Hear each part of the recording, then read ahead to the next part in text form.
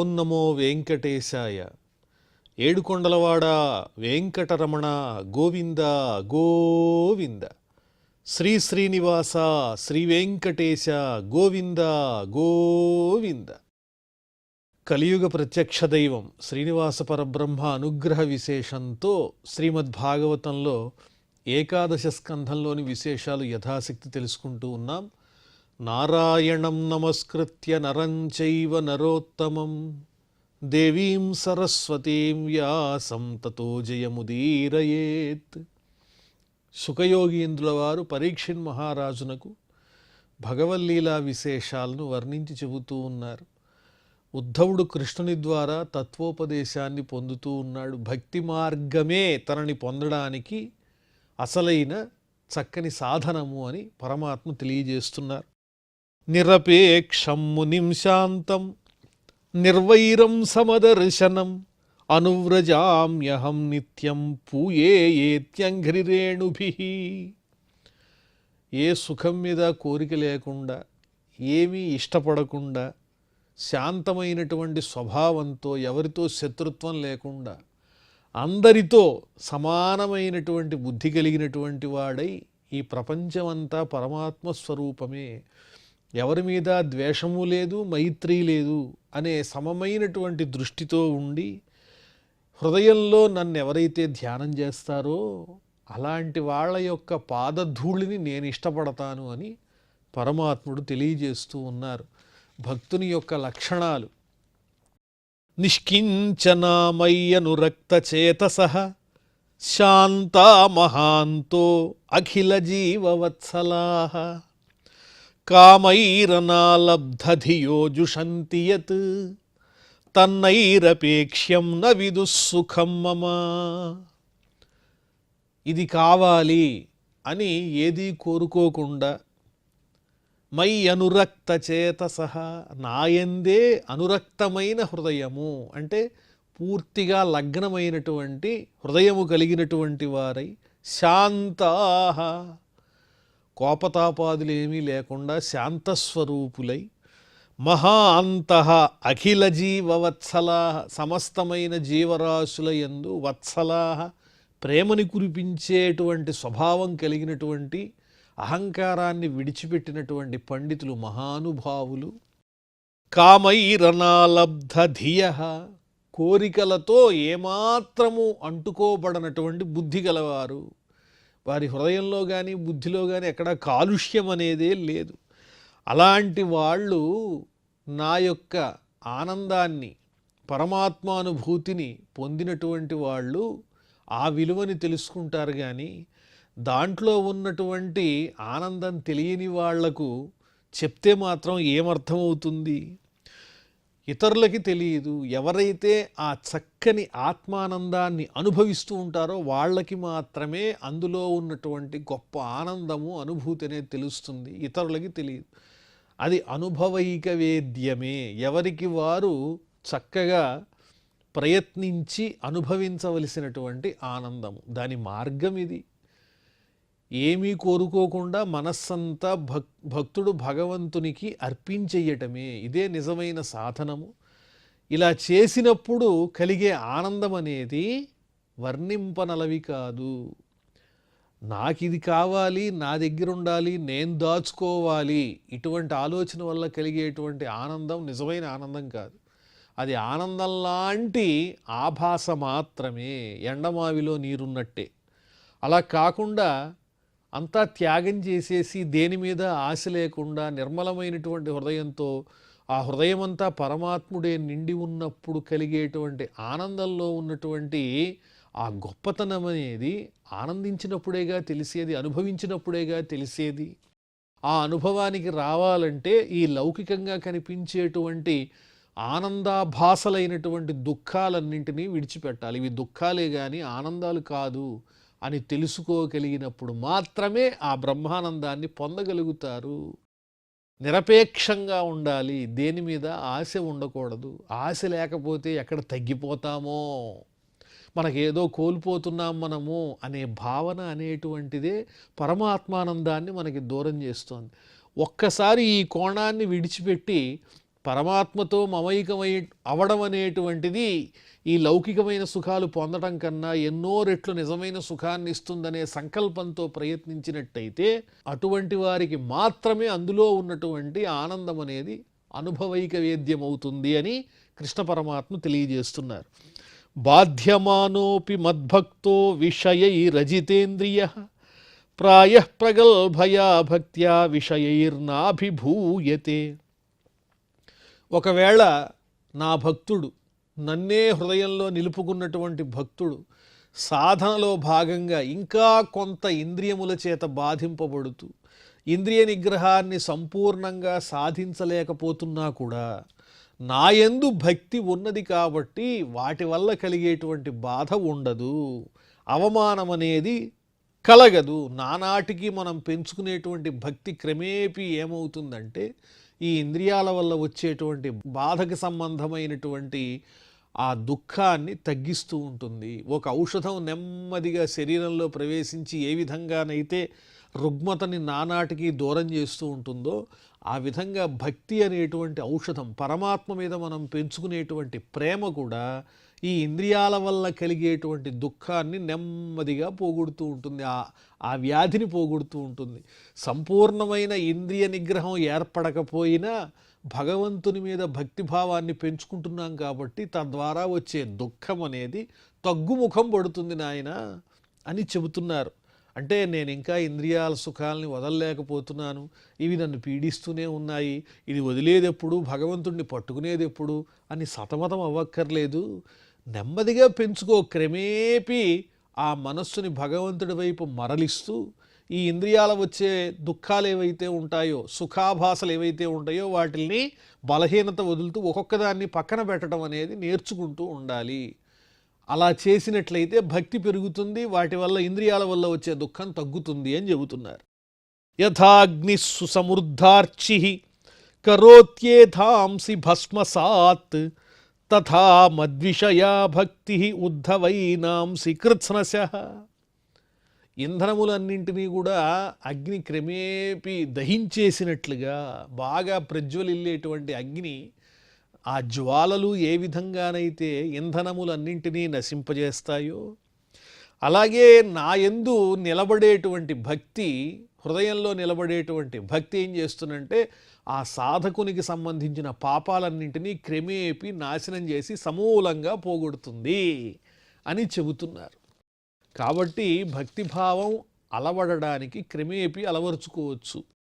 న సాధయతి మాం యోగో న సాంఖ్యం ధర్మ ఉద్ధవ న స్వాధ్యాయస్తపస్త్యాగః యథా భక్తిర్మమోర్జిత. నా యందు గనక భక్తి పెంచుకున్నట్లయితే అది నన్ను ఎంతగానో ఆకట్టుకుంటుంది, నేను వాళ్ళ వశుండైపోతాను, వాళ్ళ వశమైపోతాను. నేను స్వతంత్రుణ్ణైనా కూడా భక్త పరతంత్రుణ్ణైపోతాను. ఇతరమైన మార్గాలు ఏవి అంతగా నాకు తృప్తినివ్వవు, భక్తి ఇచ్చినంత తృప్తిని ఇతర మార్గాలు ఇవ్వవు. యోగాభ్యాసం ద్వారా కానీ, సాంఖ్యయోగం ద్వారా కానీ, ధర్మం ద్వారా కానీ ఏ మార్గమైనా ఓ ఉద్ధవా నాకంతగా ప్రీతి కలగదు. సర్వాత్మన భక్తితో శరణు కోరి ప్రపత్తి చేసి ఆ పాదాలు పట్టుకుని హృదయంలో ఆ స్వామిని నిలుపుకుంటే చాలు. తద్వారా కలిగేటువంటి మనం పెంచుకునేటువంటి ఆ నిరంతరమైన అవిచ్ఛిన్నమైనటువంటి భక్తి ధార పరమాత్మను మన వశం చేస్తుంది. స్వాధ్యాయం కూడా, నేను నాకు సంబంధించినటువంటి ధర్మంలో వేదాధ్యయనం చేస్తున్నాను లేదా ఇంకొక శాస్త్రాధ్యయనం చేస్తున్నాను, ఇవి కూడా భగవంతుణ్ణి అంతగా ఆకర్షించలేవు. ఏ విధం త్యాగం చేసినా కూడా అది కూడా సరిపోదు. భక్తి అనేది సంపూర్ణంగా ఉంటే అదే నన్ను ఎక్కువగా త్వరగా ఆకర్షిస్తుంది. వారి వెంట ఆవు వెంట దూడలాగా నేను వెళ్ళిపోతాను అని చెబుతున్నారు. ఎందుకింత స్పష్టంగా చెబుతున్నారు ఈ విషయాన్ని అంటే మనం గూఢంగా ఆలోచన చెయ్యాలి. అదేమిటి, త్యాగం చేస్తే భగవంతుడికి మన యందు అనుగ్రహం కలగదా, ఇంకొక అధ్యయనం చేస్తే కలగదా అంటే కలగదని చెప్పటం ఇక్కడ సారాంశం కాదు. తేలికగా భక్తుడు భగవంతుణ్ణి పొందడానికి ఏ మార్గం కావాలో అందరికీ ఉచితమైన సరళమైనటువంటి చక్కని మార్గాన్ని కృష్ణ పరమాత్మ ఉపదేశిస్తున్నారు. అది లేనంత మాత్రాన నువ్వు నా దగ్గరికి రావడానికి అది బంధం కాదయ్యా. అయ్యో నేను ఇది చదవలేకపోయానే, అయ్యో నేనంత గొప్పవాడిని కాలేకపోయానని నువ్వు దేని గురించి ఆలోచించక్కర్లేదు. నన్ను మనస్సులో పెట్టుకోవటం ఒక్కటి చేయగలిగితే చాలు, దానికి పాండిత్యంతో పని లేదు. అటువంటి భక్తి మార్గాన్ని అలవరుచుకోవటానికి ప్రోత్సాహంగా చెబుతున్నారు తప్ప వాటిని నిందించటం అనేది, ఇతరమైన వాటిని తక్కువ చేయటం అనేది ఇందులో ఉన్నటువంటి భావం కాదు. భక్త్యాహమేకయాగ్రాహ్య శ్రద్ధయాత్మా ప్రియస్సతాం భక్తి పునాతి మన్నిష్టాశ్వపాకానపి సంభవాత్. శ్రద్ధతో కూడినటువంటి భక్తి మార్గంతో, ఒకే ఒక భక్తి మార్గంతో నేను వారికి లొంగిపోతాను, ఆత్మస్వరూపుణ్ణైనటువంటి నేను వారికి ఎంతో ప్రియతముండవుతాను. సాధు సజ్జనులైనటువంటి వాళ్ళు ఎప్పుడూ నాకు ప్రియులు, వాళ్ళకి నేను ప్రియుడనై ఉంటాను. ఆ భక్తి అనేటువంటిది నా యందు దృష్టిని నిలబెడుతుంది. ఆ భక్తి మార్గం అనేది ఎటువంటి వారినైనా కూడా ఉద్ధరిస్తుంది. చిట్ట చివరికి పశుమాంస భక్షణ చేసేటువంటి వాళ్ళు కూడా తదేకంగా మనస్సులో పరమాత్మను నిలుపుకున్నట్లయితే ఆ పరమాత్మ అనుగ్రహాన్ని పొందవచ్చు అని చెబుతున్నారు. పశుమాంస భక్షణ చేసేవారు కూడా అనడం ఏంటంటే, తెలిసి తెలియక ఈనాటి వరకు ఈ భక్షణం అనేటువంటిది నేను చేస్తూ ఉన్నాను, ఇక నాకు అర్హత లేదేమో అని భావించనక్కర్లేదు. నాకు మర్యాద లేదు, నేను నీచుణ్ణి, అమర్యాద క్షుద్ర చలమతి అసూయ ప్రసవభూ, నాలో లేని దుర్మార్గాలు ఏం లేవయ్యా, కానీ నిన్ను పొందాలనుంది, అవి పోగొట్టి నన్ను దక్కించుకో అని ఆ మహానుభావుని యొక్క పాదాలు హృదయంలో పెట్టుకున్నంత మాత్రముననే ఈ పాపాలన్నీ నశిస్తాయని చెప్పటం ఇందులో ఉన్నటువంటి సారాంశం. అంటే భక్తి మార్గం ద్వారా పరమాత్మను పొందడానికి అర్హత లేని వారు ఎవరూ లేరు. ఇది ఏనాటికి జారిపోనటువంటి, ఎప్పటికీ పరమాత్మను మన హృదయంలో నిలబెట్టేటువంటి ఉత్తమమైన, సరళమైన, అద్భుతమైన, అమోఘమైనటువంటి మార్గమని శ్రీకృష్ణస్వామి వర్ణించి చెబుతున్నారు. ఇది మన కోసమే. ధర్మ సత్య దయోపేతో విద్యావా తపసాన్విత మద్భక్త్యాపేతమాత్మానం న సమ్యక్ ప్రపునాతి. సత్యము, దయ, వీటితో కూడినటువంటి ధర్మమైన, తపస్సుతో కూడినటువంటి విద్య అయిన, ఇవేవి అంత గొప్ప మార్గాలు కాదు. భక్తి మార్గంతో ఎవరైతే ఉంటారో అటువంటి వారు ఎప్పటికైనా వాళ్ళు చెడరు. భగవంతుని భక్తులు ఏనాటికి అవమానాలు పొందరు, వాళ్ళు చ్యుతినే పొందరు. అంతఃకరణం ఎప్పుడైతే పవిత్రంగా ఉంటుందో, అందులో భగవంతుడిని ఎప్పుడైతే మనం ప్రతిష్ఠించుకున్నామో, భక్తితో మనం ఆ స్వామిని చేరుకోవాలని ప్రయత్నిస్తున్నామో, అంతకన్నా గొప్ప మార్గం వేరొకటి లేదు అని చెబుతూ, కథం వినా రోమహర్షం ద్రవతా చేతసా వినానందాశ్రుకలయా శుద్ధేద్భక్త్యా వినాశయ. ఆ భక్తి ఎలా ఉండాలో కూడా చెబుతున్నారు. ఆ భక్తి ఎలా రావాలి హృదయంలో ఏంచంటే, ఆ భక్తి భావం మనలో కలిగినప్పుడు రోమాంచం వస్తుంది. అంటే ఈ కేశములు ఏవైతే ఉన్నాయో అవి నిక్కపొడుచుకుంటాయి, కళ్ళ వెంట ఆనందాశ్రువులు అలా అలా అలా కారిపోతూ ఉంటాయి, హృదయం అంతా కూడా ద్రవించిపోతుంది. అలాంటి భావన వస్తుంది. అలాంటి భక్తితో శుద్ధిని పొందుతారు. ఏ విధమైనటువంటి ఇతరమైన ఆలోచనలు లేకుండా ఇలాంటి లక్షణాలతో పరమాత్మని మనం వశం చేసుకోవచ్చు. జీవితంలో ఇది అందరికీ అనుభవంలోకి వచ్చేది. ఒక చక్కని భక్తితో కూడినటువంటి గీతాన్ని మనం శ్రవణం చేసామనుకోండి, అందులో ఉన్నటువంటి భావావేశం హృదయానికి పట్టినప్పుడు మనకి తెలియకుండానే కంటి వెంట నీళ్ళు వస్తాయి. లేదా మరొక భగవత్ సంబంధమైన దర్శనం చేస్తున్నాం అనుకోండి, ఇన్నాళ్ళకి నేను చూచాను అనే క్షణంలో ఆనందాశ్రువులు జాలువారుతూ ఉంటాయి. అదే భక్తి. ఆ భక్తి అనేది క్షణికం కాకుండా ఏకధారగా అవిచ్ఛిన్నంగా నిలబెట్టుకోవటమే పరమాత్మను చేరుకోవటానికి కావలసిన చక్కని మార్గం అని చెబుతున్నారు. వాగ్గద్గదా ద్రవతే యస్య చిత్తం రుదత్యభీక్షణం హసతి క్వచిచ్చ విలజ్జ ఉద్గాయతి నృత్యతే చ మద్భక్తియుక్తో భువనం పునాతి. మాట్లాడుతూ ఉంటే పరమాత్మ గురించినటువంటి విషయాలు, గుణాలు చక్కగా శ్లాఘిస్తూ ఉంటే, ఆయన్ని పొగుడుతూ ఉంటే ఏమవుతుందంటే, ఆ లీలల్ని తలుచుకున్నప్పుడు మనకు తెలియకుండా ఆనంద పారవస్యం కలిగి ఆ గొంతులో నుంచి వచ్చే మాటలు స్పష్టంగా రాకుండా ఆనందాశ్రువులు కంఠంలో అడ్డుపడి గద్గదంగా వస్తూ ఉంటుంది మాట. హృదయమంతా ఆనందానుభూతితో నిండిపోయి మాటలు సరిగ్గా రావు. అలాగే భగవద్భక్తులైనటువంటి వారు అనుకోకుండా స్వామి వియోగం కలుగుతుందేమో అని తమలో తాము అనుకుని గట్టిగా రోదిస్తూ ఉంటారు. ఒక్కోసారి ఆయన అనుభూతితో ఆనందిస్తూ ఉంటారు, నవ్వుతూ ఉంటారు. ఇంకో చోట ఏమాత్రము సిగ్గుపడకుండా నలుగురు ఉన్నారే అని చూసుకోకుండా గట్టిగా పరమాత్మని యొక్క దివ్యనామాన్ని గానం చేస్తూ ఉంటారు, నాట్యం చేస్తూ ఉంటారు. అలాంటి నటన చేయటం కాదు, అనుకోకుండా మనలో మనకే ఆ విధమైనటువంటి భావన కలిగినప్పుడు చుట్టూ ఉన్నది పరమాత్మమయమే, మనం పరమాత్మతోనే ఉన్నాము అనే భావన కలిగినప్పుడు ఇంకా ఈ లౌకికమైనటువంటి సంభాషణలు కానీ, సంయోగాలు కానీ, వియోగాలు కానీ ఇవేవి మనకంటవు. అప్పుడు వచ్చేటువంటి భక్తితో కూడిన ఈ భావోద్రేకాలు చెప్పబడినటువంటివి భక్తి లక్షణాలు. అలాంటి లక్షణాలు కలిగినటువంటి భక్తుడు తననే కాదు లోకాలన్నింటినీ కూడా పవిత్రం చేస్తాడు.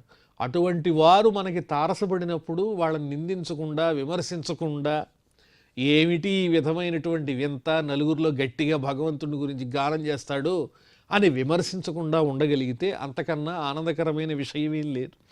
యథాగ్రినా హేమమలం జహాతి ధ్మాతః పునఃస్వం భజతే చ రూపం ఆత్మా చ కర్మానుశయం విధూయ మద్భక్తి యోగేన భజత్యథో మాం. బంగారాన్ని బాగా పుటం పెట్టి కరిగించినట్లయితే అందులో ఏదైనా మలినాలుంటే అవన్నీ పోతాయి.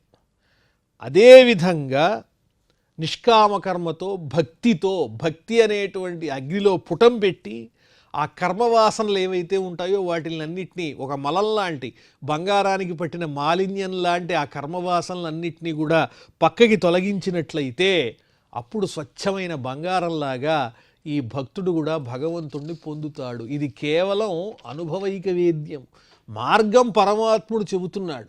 ఆ మార్గాన్ని సంకల్పంతో, దీక్షగా మనకి మనం ఒక నిశ్చయం చేసుకుని చేయవలసిందే తప్ప ఎదుటివారి కోసం చేసేది కాదు, లోకం కోసం చేసేది కాదు. మనని ఉద్ధరించుకోవటం కోసం మనం ఆచరించుకునేటువంటి మార్గం. యథా యథాత్మా పరిమృజ్యతే సౌ మత్పుణ్యగాథా శ్రవణాభిధానైః తథా తథా పశ్యతి వస్తు సూక్ష్మం చక్షుర్యథైవాంజన సంప్రయుక్తం. కంటిలో కాటుక పెట్టుకుంటూ ఉంటే ఏం జరుగుతుంది? ఆ కంటిలో ఉన్నటువంటి మాలిన్యం అంతా తొలగిపోతుంది, చూపు స్వచ్ఛంగా స్పష్టంగా కనిపిస్తుంది. కాటుక యొక్క గొప్పతనం అది.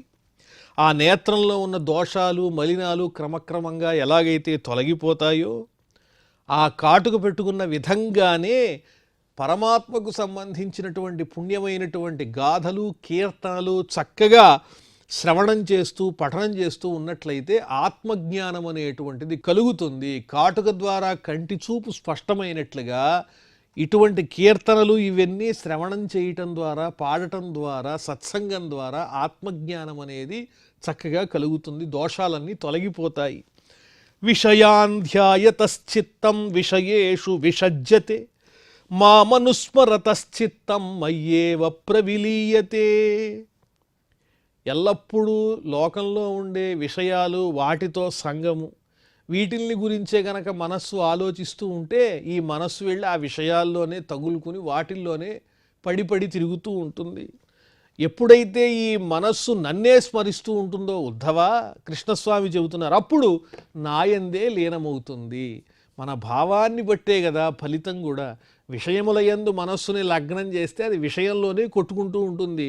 అదే మనస్సుని పరమాత్మ యందు లీనం చేస్తే పరమాత్మునిలో లీనమవుతుంది. రెండు మార్గాలు ఉన్నాయి. ఏది కావాలో మనం ఎంచుకోవటమే మిగిలింది. తస్మాత్ అసదభిధ్యానం యథా స్వప్న మనోరథం హిత్వా మయి సమాధత్స్వ మనోమద్భావ భావితం. కాబట్టి ఈ మనస్సు అనేక రకాలైన ప్రలోభాలకి లోను కాకుండా, విషయాసక్తి యందు ఆసక్తం కాకుండా, ఆ విషయాలన్నీ స్వప్నం లాంటివే తప్ప సత్యమైనవి కాదు అని ఈ మనస్సు గ్రహించే విధంగా అదుపులో పెట్టుకోవాలి ఇంద్రియాలని, హృదయాల్ని. అది మొదట చేయవలసినటువంటి పని. తద్వారా వాటిలన్నిటినీ నెమ్మదిగా హృదయంలో నుంచి తొలగిస్తూ తొలగిస్తూ అందులో నా యొక్క స్వరూపాన్ని నిలబెట్టుకోవాలి. నా భక్తితో నీ మనస్సుని చక్కగా శుద్ధి చేసుకోవాలి, శోధించుకోవాలి. దేని మీద నాకు ఏ విధమైనటువంటి లోభము లేదు, కోరిక లేదు, ఆశ లేదు అనేటువంటి స్వచ్ఛమైనటువంటి భావన గనక కలిగిందా అది పరమాత్మను చేరుకోవటానికి ఉత్తమమైనటువంటి భక్తి మార్గం అవుతుందయ్యా ఉద్ధవ. స్త్రీణాం స్త్రీ సంగినాం సంగం త్యక్త్వా దూరత ఆత్మవాన్ క్షేమే వివక్త ఆసీనః చింతయేన్మామతంద్రితః. స్త్రీ సంయోగమును కోరుకోకుండా, స్త్రీ సంయోగం ఎవరికైతే ఉంటుందో వాళ్లతో కలవకుండా, అంటే ఇక్కడ స్త్రీ సంయోగము అంటే వెంటనే ఆకర్షించేటువంటి శక్తి మనస్సుకి అక్కడ బలీయంగా ఉంటుంది. ఎంతటి మహాత్ములైనా కూడా వాళ్ళ హృదయం అనేది మలినమవుతుంది స్త్రీ సంయోగం వల్ల. కాబట్టి ఆ హృదయాన్ని అటువంటి ఆలోచనల వైపు వెళ్లకుండా, అటువంటి ఆలోచనలు ఉన్నవారితో కలిసి ఉండకుండా దూరంగా ఏకాంతంగా క్షేమంగా ఏకాంతమైనటువంటి ప్రదేశంలో కూర్చుని అలసత్వం లేకుండా సోమరితనం లేకుండా నన్నే నిరంతరము ధ్యానం చెయ్యాలి. ఎప్పుడైతే ఈ స్త్రీ సంయోగాదులు ఎప్పుడైతే మనకి మనస్సుకి తగులుతాయో, అటువంటి వారితో స్త్రీ సంయోగం కలిగిన వారితో ఎప్పుడైతే మనకి స్నేహం కుదురుతుందో అప్పుడు ఈ మనస్సులో ఉన్నటువంటి ఏకాంతం అనేటువంటిది పోయి కాంత మాత్రమే మిగులుతుంది. తద్వారా ఏమవుతుంది, ఆ పరమాత్మను మనస్సులో నిలుపుకోవటం దుర్లభమవుతుంది. న తథాస్య భవేత్ క్లేశో బంధశ్చాన్య ప్రసంగతః యోషిత్ సంగాత్ యథా పుంసో యథా తత్సంగి సంగతః.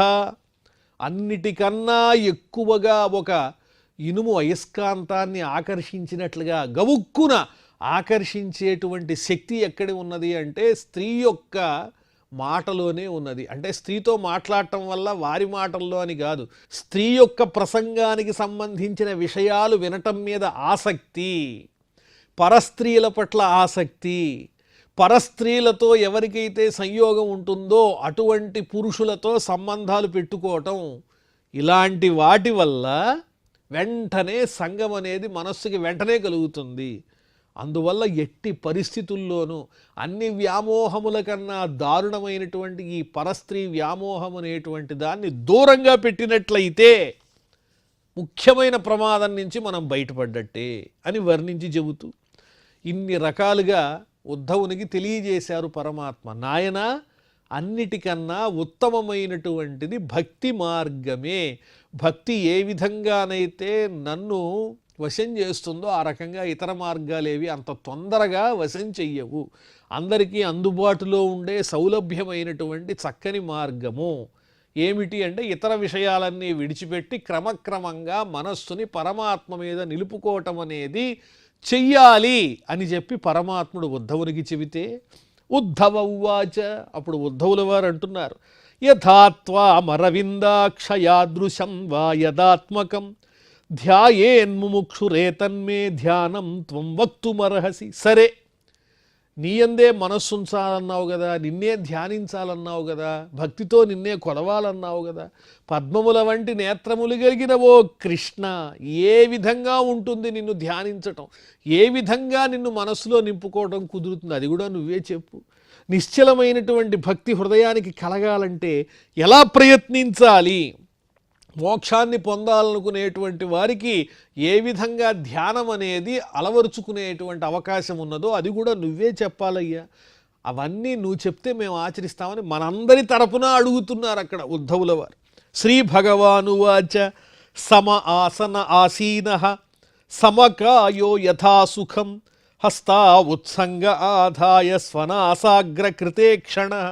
చక్కగా సుఖాసనంలో కూర్చుని నిటారుగా దేహాన్ని ఇలా నిలిపి సుఖంగా కూర్చుని ఏమాత్రం కష్టపడకుండా రెండు చేతులు ఒడిలో ఉంచుకుని తన దృష్టిని ముక్కు యొక్క అగ్రభాగాన ఉంచాలి అని తెలియజేస్తున్నారు. తన ముక్కు యొక్క అగ్రభాగమునందు చూపుని నిలిపి ఆ పరమాత్మను చక్కగా ధ్యానం చెయ్యాలి అని ఆ ధ్యానానికి సంబంధించిన విశేషాలు వర్ణించి చెబుతూ ఉన్నారు కృష్ణ పరమాత్మ. మరి ఆ విశేషాలన్నీ మనం మళ్ళీ తెలుసుకుందాం. ప్రస్తుతం క్షమాప్రార్థనాదులతో ఈ కార్యక్రమాన్ని పరిసమాప్తం చేసుకుందాం. అథ క్షమాప్రార్థన యదక్షరపదభ్రష్టం మాత్రాహీనంచ యద్భవేత్ తత్సర్వం క్షమ్యతాం దేవ నారాయణ నమోస్తుతే. శ్రియఃకాంతాయ కళ్యాణ నిధయే నిధయేర్థినాం శ్రీవేంకట నివాసాయ శ్రీనివాసాయ మంగళం.